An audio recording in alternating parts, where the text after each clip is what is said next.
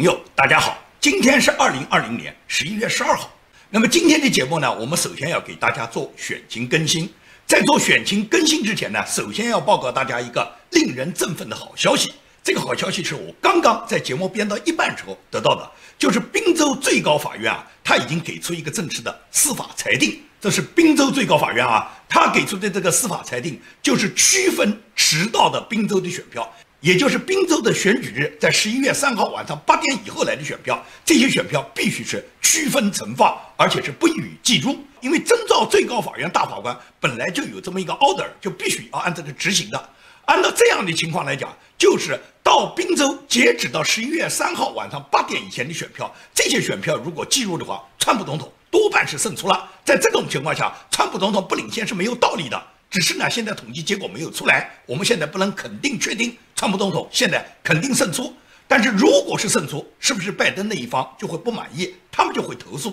那么投诉的话，毫无疑问来讲会上诉到最高法院大法官。但是宾州法院高级法院做出这个裁定，就为最高法院大法官最终做出判定已经有了一个司法依据，有了一个法理依据。所以说，川普总统赢下宾州，拿下宾州，现在已经是志在必得，胜利在望。加上现在的选群的变化，川普总统他这个选举人票已经完全翻转了。那么我在做这个节目的这个同时呢，是蚂蚁帮呢在我外面呢鬼吵鬼闹，他们一大早就来了。他们今天对我这个节目呢一直是在干扰，他们在外面叫嚷的声音很大，他们在外面做很多直播，我呢是一直克服的干扰，然后来做我的节目，就是不理他们，他们闹他们的，我做我的节目。对于蚂蚁帮最近连续升级对我家里面的这个骚扰呢，我在我节目的最后来讲，因为呢不影响大家观看我这期节目，首先给大家看今天的川普总统最新的选情更新。那么选情更新呢，大家看到所有的左派媒体，也就是主流媒体，他们全部没有新的更新内容，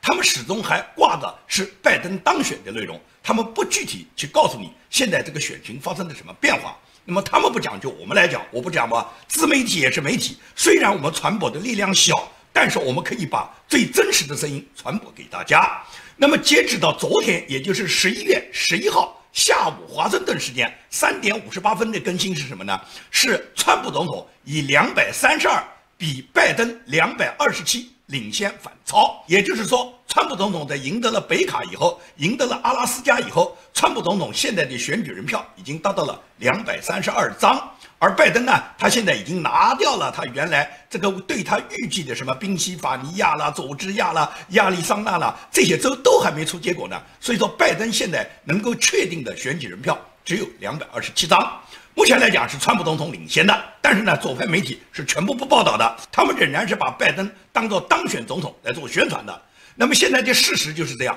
已经确定的选举人票，川普总统是232比227领先，还有6个州没有定。这6个州呢，按照川普总统他的推文里面讲，下个礼拜会全部定出。那么这6个州主要是在乔治亚州、内华达州、亚利桑那州、威斯康星州、密歇根州以及宾夕法尼亚州。这6个州如果是宾夕法尼亚州能拿下，因为宾州的这个选举人票最多有20张，如果能拿下宾州的票，再拿下另外的1到2个州，那就肯定胜出了。如果宾州丢掉的话，另外5个州里面要拿到3到4个州，这样呢才能够胜出。所以说，川普总统现在是胜利有望，因为佐治亚州呢现在已经在重新清点，那么宾州呢是因为有大规模的舞弊呢，正在受到最高法院的这个调查，所以说选情对川普总统是非常有利的。那么左派媒体呢，他们肯定是不报道的，而且他们继续抹黑和攻击川普。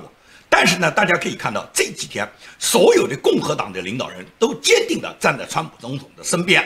最难熬的日子是上个礼拜6，也就是11月7号。11月7号呢，是美国所有的左派媒体他们集体商量好的，利用星期六呢，就是大家都不上班，利用星期六、星期天双休日这2天，他们在星期六就开始播报，说是拜登已经当选了。他们制造这样的一个新闻呢，目的就是什么？目的就是先入为主，让人们认为拜登已经当选了，而且引起了国际上的很多领导人都发来贺电嘛，这样拜登就沾沾自喜，认为自己真的已经当选了。所以这种情况发生呢，在星期六当天是考验共和党人他们是怎么看的。绝大部分的共和党人是保持沉默的，但是格林瑞尔，也就是参议院司法委员会主席格林瑞尔，他表现的是最有力道的。他当天就站出来说支持川普总统，他个人就捐献50万美金支持川普总统去调查所有的舞弊案件，在所有那些不确定的州，川普总统投入诉讼资金，然后去打赢这些官司。所以格林雷姆是让我完全刮目相看的，因为川普总统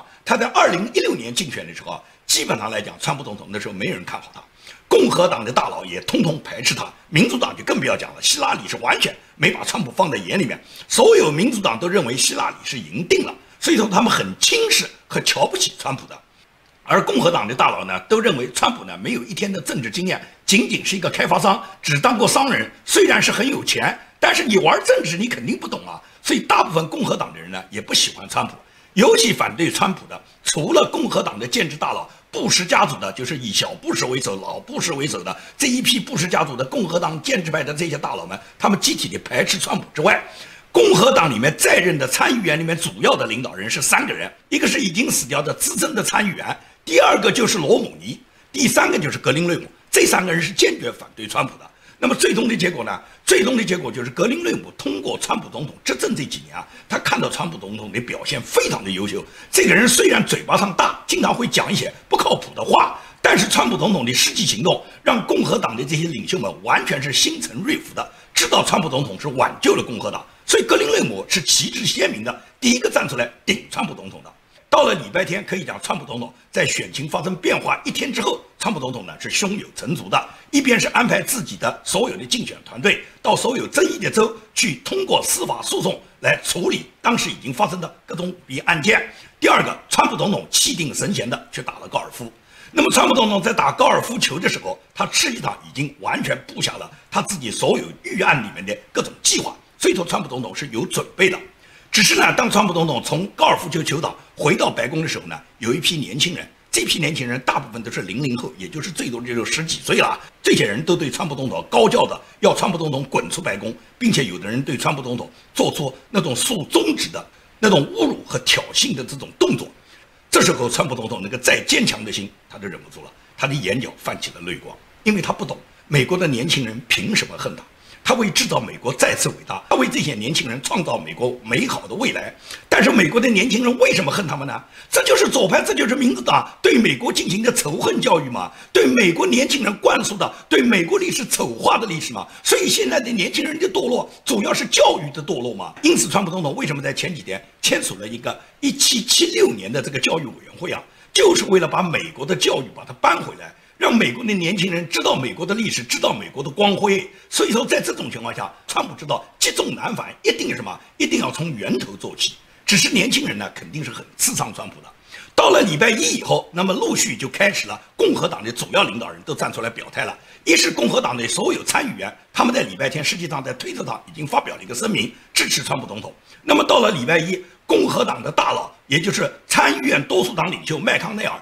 明确表态，坚决支持川普总统有权100%的有权可以调查本次舞弊案。那么作为竞选的另一方，也完全有权利要求美国人民合理合法的得到一个公平的回答，也就是计算每一张合法的选票。那么至于这个左媒不断的去喧扰什么川普总统的女婿库什纳劝川普认输啦，什么梅纳利亚第一夫人要求跟川普离婚了，这些挑拨离间的语言做得非常多。那么通过梅纳利亚，通过库什纳他们出来的公开表态，这些谎言就不攻而破了。然后他们就挑拨二彭跟川普的关系，挑拨蓬佩奥和彭斯跟川普总统的关系，说是蓬佩奥、彭斯直到礼拜2、礼拜3才出来表态。在11月7号拜登被媒体宣布已经当选之后，川普总统煎熬了3天，没有一个人支持他，这完全就是胡扯，是对川普总统跟蓬佩奥、彭斯他们之间这个铁三角的一种离间。蓬佩奥、彭斯跟川普总统在第一时间，也就是在11月7号媒体宣布拜登当选的第一时间，他们就跟川普总统有了沟通，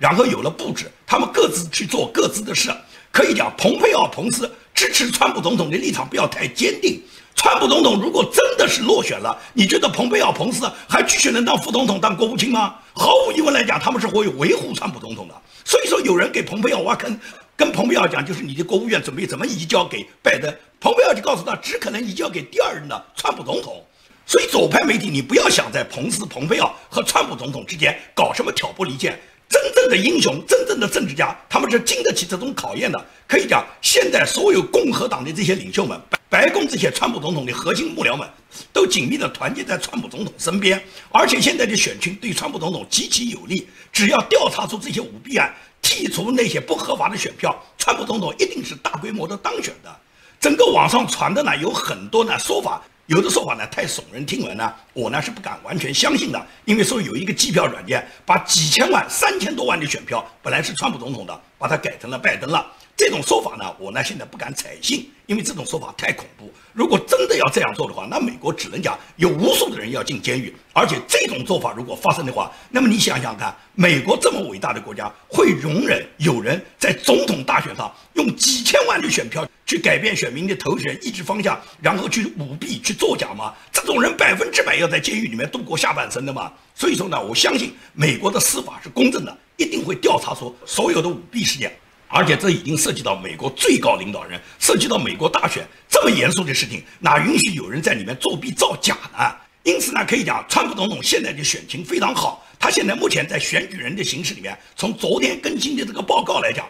川普总统现在已经领先。那么在余下的6个州，这6个州最终清点以后，在下周应当来讲全部可以统计完毕。在统计完毕以后，如果川普总统胜出了，那么毫无疑问来讲，川普总统胜选，那么这件事情就过去了。也就是除非拜登他们提出质疑，那么可以重新调查。如果是拜登他们服气了，那么这件事就过去了。如果是下周统计出来仍然是有各种舞弊和各种纠纷争议的话，那么相信这个案子在下个礼拜不会结束，还会呢把它上诉到最高法院，由最高法院大法官最终来定夺。所以这件事情我们可以讲，川普总统现在是选情在望，胜利在望，大家呢团结一致支持川普总统，让川普总统早日迎来他大选胜出连任的好消息。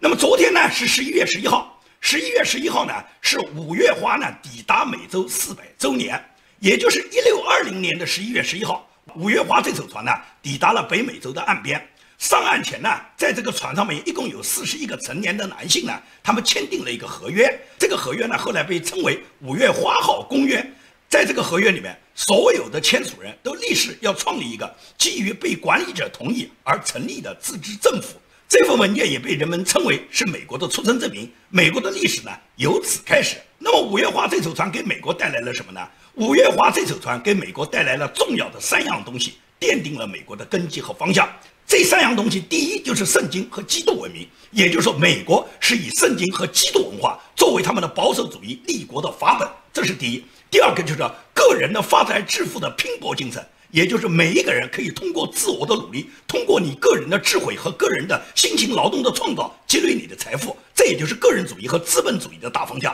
第3个就是法治和选举，也就是给美国带来了宪政民主。这是五月花号带到美国里面最重要的，给美国建国的立下的建国之本。那么现在这个400年过去了，400年过去以后，现在美国的制度已经受到了极大的伤害，因此川普总统实际上要捍卫的就是传统的这个美国。这个传统美国就是基于圣经和基督文化的保守主义，以及个人通过个人智慧去拼搏获得个人的财富的途径。同时要维护美国法治的原则，维护美国的选举公正，维护美国的宪政民主。但是呢，拜登和拜登的民主党人呢，他们希望把美国改成一个非美国。所谓非美国，也就是自由泛滥，所有法治被打破，然后美国最终会堕落成委内瑞拉或者是南非。所以说呢，民主党对美国的破坏是很大的，尤其是奥巴马的8年。奥巴马的8年把美国的制度摧残的是非常大。奥巴马在2015年有一次白宫晚宴上面，当时奥巴马在台上呢羞辱川普。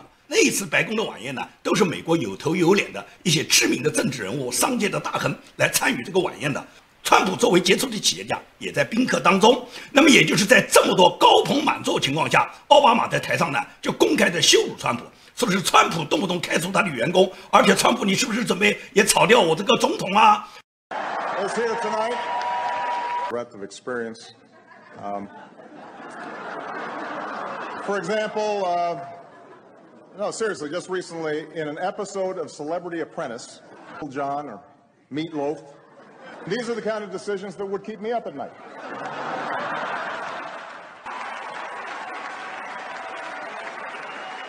It's intolerable for Donald Trump. I think that is the night that he resolves to run for president. I think. Remember watching the announcement, the entertainment value, the way a lot of people did.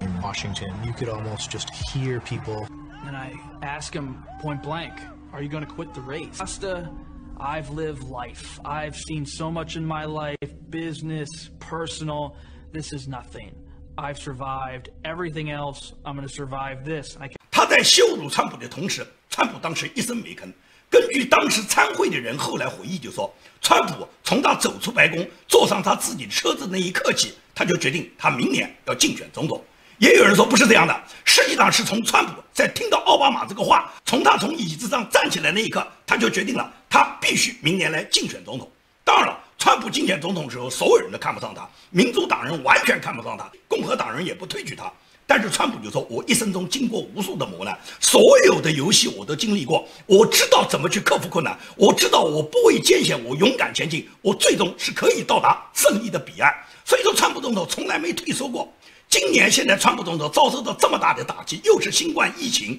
又是川普总统本人夫妇两口的在大选前1个月就染上病毒，同时川普总统在竞选过程中这么好的造势氛围，居然所有媒体宣布拜登已经当选，对川普总统心理打击很大的。但是川普总统不都是扛过来了吗？所以说我建明经常受到蚂蚁帮的包围，受到很多社会上那些无脑人士对我的那些攻击。我有时候想想，我的委屈能跟川普比吗？川普这么大的声望，身为美国总统，世界上最伟大的国家第1号领导人物，本人又是亿万富翁，受到无数的冤屈，他每次都不是扛过来了吗？那么我建明受的这点委屈又算什么呢？所以说我就要向川普总统学习，我就坚决支持川普。很多人不理解，就问你为什么要支持川普啊？我就告诉你，为什么你不支持川普？你不要看川普他大嘴巴，川普有时候讲的话是不靠谱，他有时候会讨好那些政治领导人，包括习近平啊，包括金正恩啊，他都说过是他们的朋友，我不否认。但是你看看他对朋友怎么做的？他对习近平那个朋友，他嘴巴上讲的朋友，行动上他把他当做朋友吗？他把中国的官媒全部定性为外国使团，这是朋友干的吗？他打击华为，抓捕了孟晚舟，摧毁了中共在海外的所有网络系统，这是对朋友吗？他跟中国开打了贸易战，对中国增加了那么多的关税，这是对朋友加的吗？所以说你别看他嘴巴上讲嘛，你要看他的实际行动嘛。川普总统他本人在他第1个任期，他做出了无数提升美国地位，而且打击中共的各种举措啊。对于台湾来讲，是川普总统在他这一任里面大幅提升了美台关系，对台湾的军售的这个数量和军售的这个金额达到了美台断交，就是从1979年美国和台湾断交40年来的总和啊。历任总统也没有卖过那么多武器给台湾，只有川普总统卖啊。你说川普总统不反共，那哪一个总统反共的呢？川普总统关闭了中国休斯顿大使馆，请问哪一个美国总统会关闭中国的领事馆呢？你觉得川普总统这还不是打击中共的一种方式吗？抓捕前任学者，抓捕像唐娟这种用签证欺诈的方式混到美国的军官，这是发生在川普总统的任期吗？奥巴马的任期你见过有一个吗？尤其是大规模的孔子学院的渗透，那都是在奥巴马任期和小布什任期就开始的，但是是川普总统开始去关闭孔子学院的吧？孔子学院现在按照蓬佩奥国务卿讲，到今年年底要全部关闭。制裁中国不光是给中国加关税啊，打击中共，制裁中共高官，对中共最高的官员达到了副国级啊，陈全国啊，新疆党委书记、政治局委员啊，副国级不是照样打击了吗？对于香港问题，有11个香港高官，这2天又加了4名高官，15个香港问题上面涉及到香港的中共高官和香港高官，不是都受到美国制裁了吗？过去有吗？尤其是为了遏制中共在南海的霸权，美国和日本、印度和澳大利亚形成了亚洲的新北约，这个小北约，这不都是制约中共的吗？尤其是川普总统的任期，规定了共产党员不能办理移民，不能办理绿卡，不能入籍，这不是打击中共，是打击谁呢？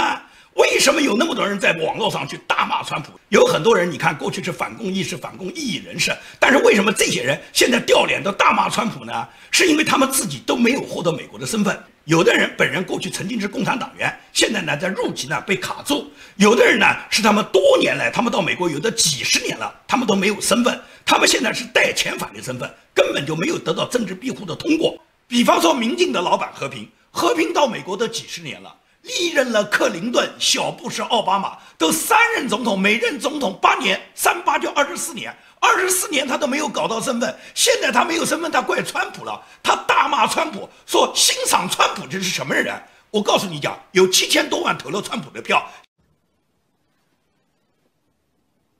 能够欣赏川普这样的人，你说他能是什么人吗？所以我早前面就讲了，啊，支持川普就会成为你未来的羞耻。他说欣赏川普是人生的羞耻，我不知道他讲这个话代表谁。和平，你之所以没有身份，那就说明美国政府不信任你啊。美国政府如果信任你，会不让你通过，会让你没有身份吗？你在美国办媒体那么多年，你原来的多维媒体卖给谁了？卖给共产党了。你现在的民进媒体是在美国生存的，你应该执行的是美国的民主制度啊，应当歌颂的美国的民主法治啊。那么你民进究竟扮演什么角色？我相信绝大部分的听众和观众一眼就看得出来了。你那么记恨川普，川普究竟是哪个地方对不起你呢？你们要通过早通过了，你们来了几十年没通过，现在川普总统一共当了连1届都不到，连4年都不到，你们没通过，你们怪川普啊？你既然加入中国共产党，你就要为你曾经加入共产党而付出代价。郭文贵身边的王艳平不是共产党员吗？他加入共产党，按他自己讲，接受陈小平采访时候，当时就已经18年，现在已经20多年了。我就这么跟您讲吧，我是中国共产党员。哎呦。我是1999年入党的，没想到到现在将近有18年的党龄。这个消息让我惊讶，非常惊讶是吧？对。然后在这种状况下，你怎么样维持党组织的生活呢？确实是不容易啊，对，确实是不容易啊。怎么讲呢？因为就是一些家庭的原因啊，然后个人成长经历的原因，以及受教育背景的原因，对我确实是，包括我家人都是可以说是体制内的，对，类似于这样。我本人也是，当时就是很早就入党，一直到现在啊，我到现在都是一个坚定的中国共产党员。然后像王艳平这种人，凭什么可以继续待在美国呢？他凭什么在美国可以申请身份呢？像这种共产党员，为什么不赶出美国呢？郭文贵动不动带着蚂蚁要去反共，那王艳平就在他身边的共产党员，有人去反对过王艳平吗？为什么你们王艳平不敢反呢？这说明你们的反共就是假反共嘛？你们保护的是共产党员吗？你们对我吴建民这样人进攻吗？所以说，这是川普总统在国际上为什么我要支持他的原因。至于在美国你可以看到，川普总统他抨击美国媒体，对美国左派媒体颠倒是非的现象，川普总统给予强力的抨击。过去的总统没有人这样做到过吧？尤其是对美国的教育系统，现在丑化美国，制造仇恨。川普总统宣布成立了1776委员会，要把美国的教育拨乱反正，回归美国传统的民主价值观。同时，川普总统兑现了他自己2016年的承诺，上台以后就给美国所有的工薪阶层给他们减了税。这个工薪阶层减税不光是共和党人、民主党人，只要是美国公民，只要在美国的纳税人，人人都享有的。当你们获得了减税，当你们钱包你们增加了收入之后，你们感谢过川普总统吗？尤其是川普总统在他第一个任期，他建设强大的国防，他退出了中导条约，在美国重新制造了中程导弹，这都是为了遏制中共。遏制中共，他用中导在亚洲可以肆意妄为，推进阿以和平。美国历任总统也没有一个总统敢把耶路撒冷认定为以色列的首都，是川普总统宣布把美国大使馆迁到耶路撒冷，指认耶路撒冷就是以色列的首都，给以色列的和平带来多大的影响啊！不是川普总统的积极推进，以色列和阿拉伯国家到哪里能接触他们？自以色列建国以来，这么70、80年来的敌对啊！现在这个和平不是川普总统帮助缔造的吗？你听他嘴巴上讲习近平和金三胖是他的朋友，但事实上他对金三胖的遏制，至少是三胖在川普总统就任这么几年来，三胖现在不叫嚣他要放核武了吧？现在不叫嚣他要搞什么核试验了吧？他现在对美国采取的是一种冷淡观察的态度吧？那么习近平也是这样吧？习近平现在已经被打得七窍生烟，尤其是美国要严厉的打击中共盗窃美国的知识产权。现在中国的高科技产业，大部分这些产业都混不下去啊，因为偷不到了嘛。这不就是川普总统对他们的遏制和打击吗？你说川普是不反共的，你就着川普说过的那几句话，你把那些话当真。你要看他实际做的行动，他在他的行动上比美国历任哪一任总统打击中共都要强烈的多。为什么你不看现实呢？国务卿蓬佩奥就在本周二，就是10号，他就在里根研究所演讲时候，他当时演讲的题目叫做美国的承诺。美国承诺什么？也就是美国这次承诺，一旦川普总统连任，美国川普总统内阁，他不但是转变了对中共的政策，就是把中共视为美国的敌人，同时美国川普总统的内阁要在川普总统的第2任期帮助中国人民推倒网络防火墙。Those pillars of strength and candor are also the foundation for America's policy towards the world's #1 threat to freedom today, the Chinese Communist Party. We showed what it is. It is authoritarian, it is brutish, and is antithetical to human dignity and freedom. New and lasting consensus on the Chinese Communist Party is a historic result of America's strength and candor. The fact, the urgency of this matter is now accepted all across the political spectrum, and it shows that the Trump administration has succeeded in making this important shift for American national security, and indeed for the freedoms of all humanity. Our fundamental effort to work to make sure that the Chinese people have access to information, data, all the things that they will need to see so that they too can share in these very freedoms. For us to have the capacity to permit them to tear down this firewall that has been built around China would enable the people of China to make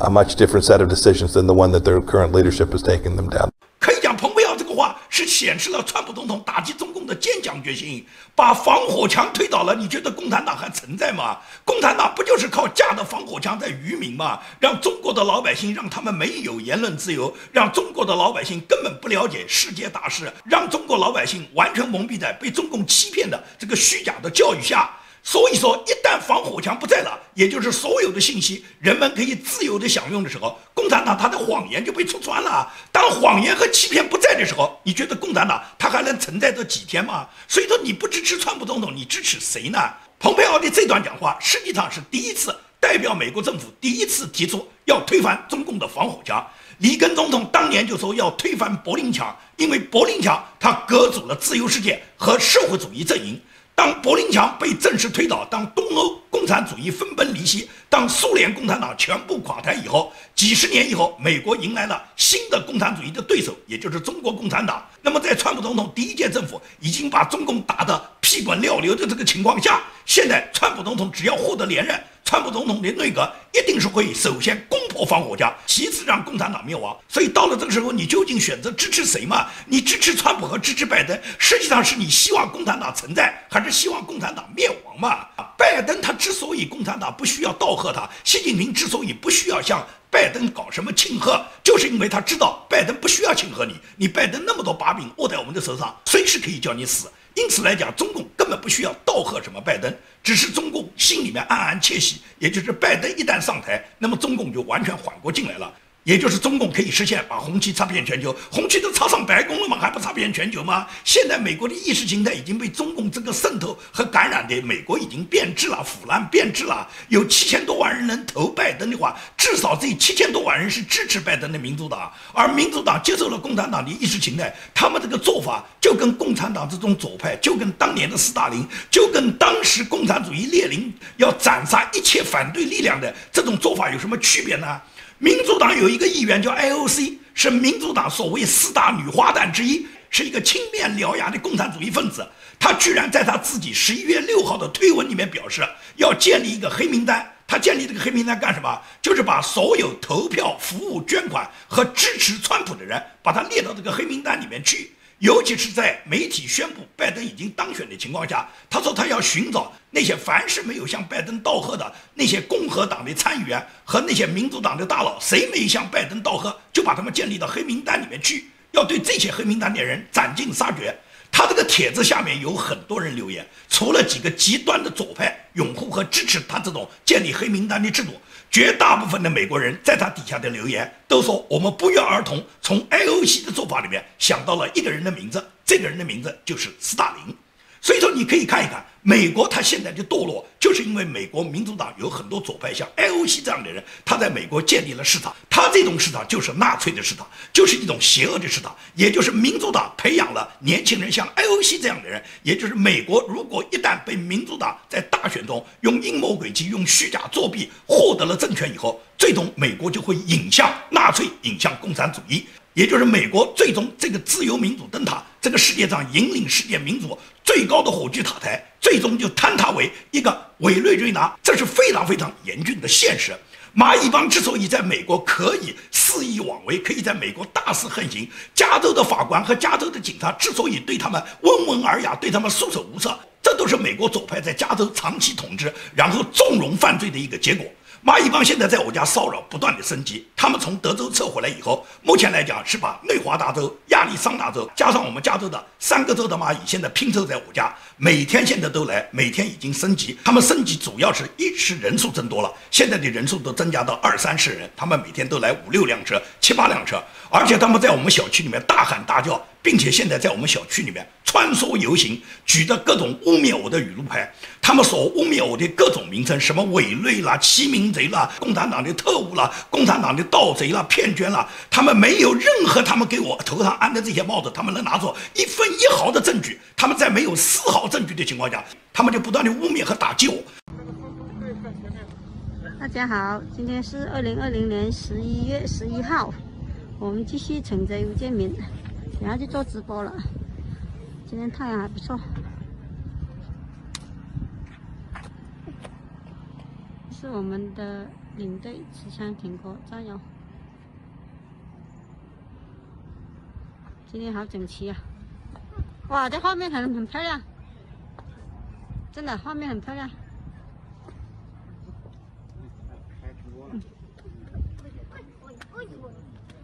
有个小朋友昨天也来了，大家一条心，没公没贼。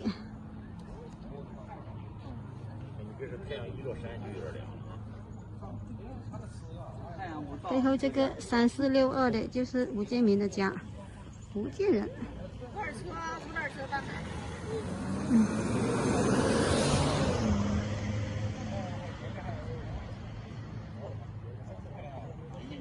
今天天气还行。我叫辛道夫，我今天站在这里呢，主要是要证明我们这里的美国的华人是跟我们后边住着的这个华人是不一样的中国人，他们是共产党派来的特务和间谍，我们一定要在美国把他们清除出去。我是天下一家，建设我们新联邦，消灭共产党惩贼，需要你我他的共同行动。希望战友们踊跃加入我们的队伍。我是沃里亨，作为一个公民要为真不破，要把这些为民类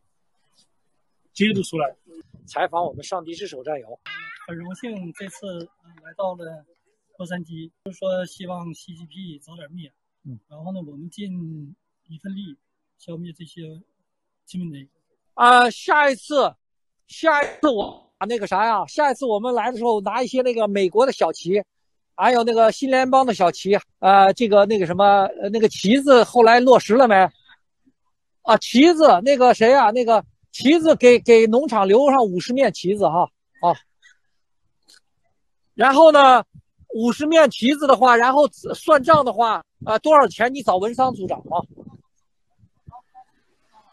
对，你跟文商结账啊。战友们好，战友们好，因为刚才今天我是摄像，然后呢之后就是我们洛杉矶的战友这个战友们好几位都是从德州回来的惩贼的战友，迅速加入到洛杉矶惩贼的大业当中。